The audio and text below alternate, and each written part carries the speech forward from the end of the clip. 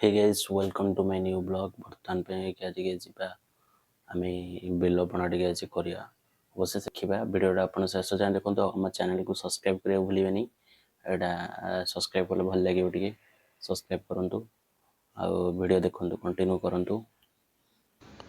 ଆକୁ ସବୁ ଏଇକା ତୋଳିକି ତୋଳିନି, ଅଲରେଡ଼ି ତୋଳା ହେଇକି ଘରେ ଅଛି। ଆକୁ ବର୍ତ୍ତମାନ ଏଇକା ଆମେ ଯିବା ପଣା କରିବା। ଇଏ ପିଇବା କେମିତି କ'ଣ ଲାଗୁଛି ଦେଖିବା, ଆଉ ପଣା କେମିତି ହେଉଛି ଆପଣମାନେ ବି ଦେଖିବେ। ଆଉ ମୋର ଟିକେ ପିଇବାକୁ ଇଚ୍ଛା ହେଲା।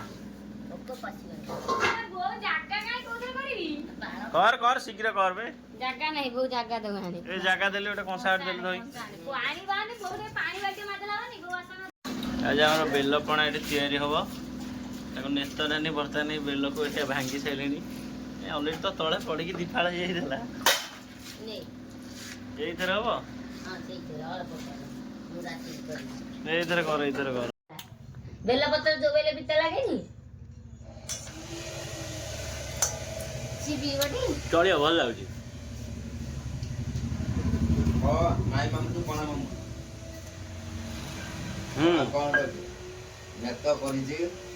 ବର୍ତ୍ତମାନ ପାଇଁ ଅଇକା ମୁଁ ବଗିଚାକୁ ଆସିଛି। ଆଉ ଆମ ଗାଁରେ ନୂଆ ରାସ୍ତା ହେଇଛି, ଭଲ ଲାଗୁଛି।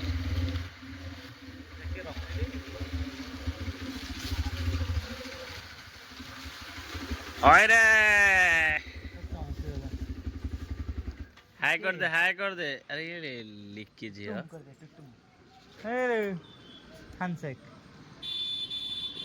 ମାମୁଁ ଗାଁରେ ଯେ ସକାଳୁ ସାଇକେଲରେ ବୁଲୁଛ। ରଖିଦେ ଅଲଗା ପାର ଦେଖା। ଟୋପିଟା ଖୋଲୁନୁ, ଭିଡ଼ିଓଟା ବନିଆ। ଖୋଲ ଟୋପିଟା। ମାଉନୁ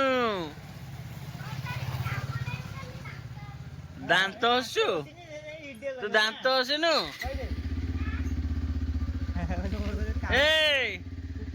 हाय कर, हाय हाय कर दे, हाय हाय कर दे। बड़ हेले देखिबू वीडियो।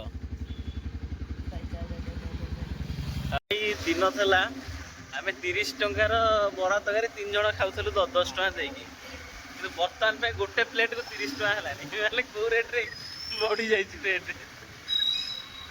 आ कोन दिन थला आमे 10 टका 3 जण 30 टका 3 जण खाउथले। एबे 30 टका रे गोटे प्लेट जणे खाइबो। 300 सेम ना नहीं कौन अधिका दे दो। गाइस एटा ला हम टेंपल बाबा बक्रेश्वर। टेंपल टा भल सजा है। टेंपल ब्लॉग गोटे दिन बनिया। एबे मते ब्लॉग बनिया लाज लगुच जान ना नहीं। कॉन्फिडेंस एपर्यंत है बनैला 300-400 वीडियो बनैला। एटा गाइस हमर नुआ घर नुआ चेंज हो जाइए। एटा गार्डन टा सिक्यूरिटी गार्ड रोचंती। ये आप घर फर किणवे मो वीडियो रे कमेंट कर, मु घर किणदेवी 10% नेबी मागणा। खेल लगी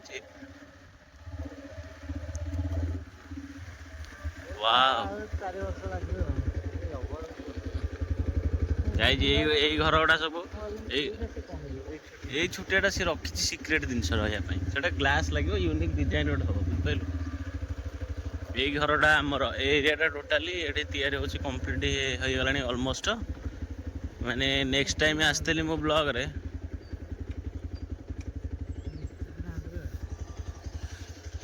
मिस्त्री नहांती।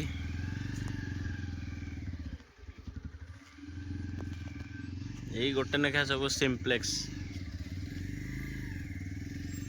सिम्प्लेक्स एते माने डिजाइन फिजाइन है सिम्प्लेक्स।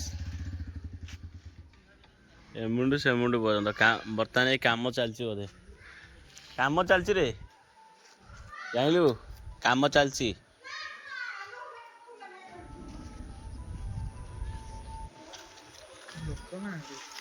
कम चलती बा टाइल्स आसी थुआई लगे बोली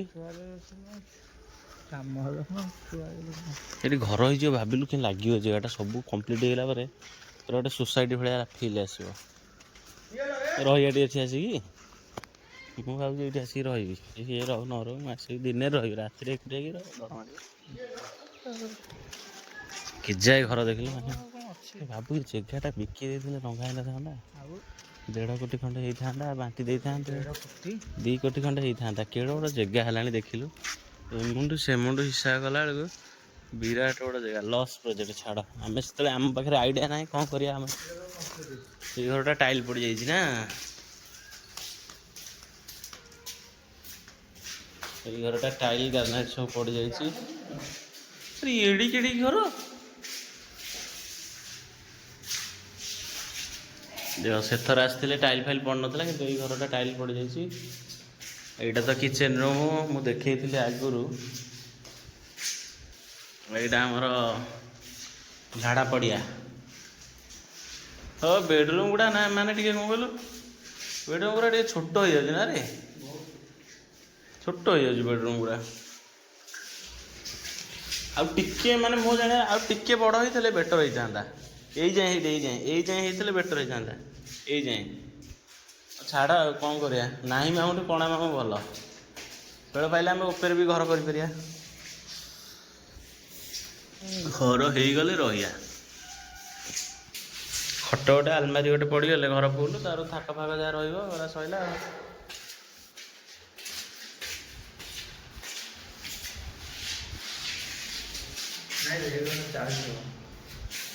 40 ପରେ ହବ ରେ ଭାଇ।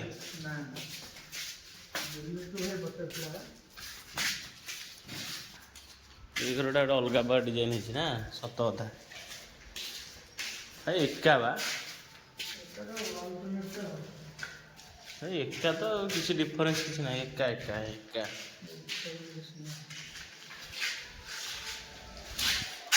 ଏପଟେ ଗୋଟେ ମାଷ୍ଟର ବେଡ୍ ଏଇଟା ହେଇଛି। ଓହୋ, ନାଇଁ ଡିଜାଇନ୍ ଚେଞ୍ଜ ହେଇଛି ନା। ଏଇଟା ମାଷ୍ଟର ବେଡ୍ ଅଛି। ଏଇଠି ଡାଇରେକ୍ଟ ମାନେ ଏଇଠି ଟଏଲେଟ୍ ତା ଭିତରେ ଡାଇରେକ୍ଟ ହେବ ରୁମ୍ ଭିତରେ ଇନବିଲ୍ଟ ପ୍ଲାନ୍ କରାହେଇକି ହେଇଛି। ସବୁଥିରେ କରିନି, ସେପଟେ କରିନି କିଛି ମାଷ୍ଟର ବେଡ୍ କରିନି କିଛି, ଏଇପଟେ କରିଛି। ଏଠି ଗୋଟେ ଏଇଟା ଠାକୁର ଘର ପାଇଁ ଟଏଲେଟ୍ ପାଇଁ। ରୋଷେଇ ଘରଟା ଗୋଟେ ଛୋଟିଆ ହେଇଗଲା ଆଉ। ଏଇଟା ହିସାବରେ ହେଇଛି ଆଉ। କେଉଁ ପାର୍ଟି ଗୋଟେ ପଇସା ପତ୍ର ଦେଇଥିବ ତାର ହିସାବରେ ହେଇଛି ଆଉ। ଆରେ ହେ, ଏଇଟା ବିକ୍ରି କରିବା ପାଇଁ ସିଏ କରିଛି। ଏଇଟା କ'ଣ ଆମ ପାଇଁ କରିଛି?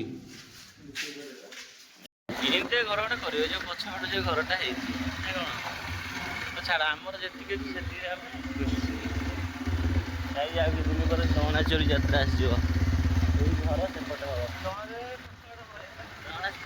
ଏଇଟା ଆମର ଏଇଠି ରହିଲେ ରହିବାରେ ମୋତେ ଲାଗୁନି ଏଠି ଆମେ ରହିବୁ ବୋଲି।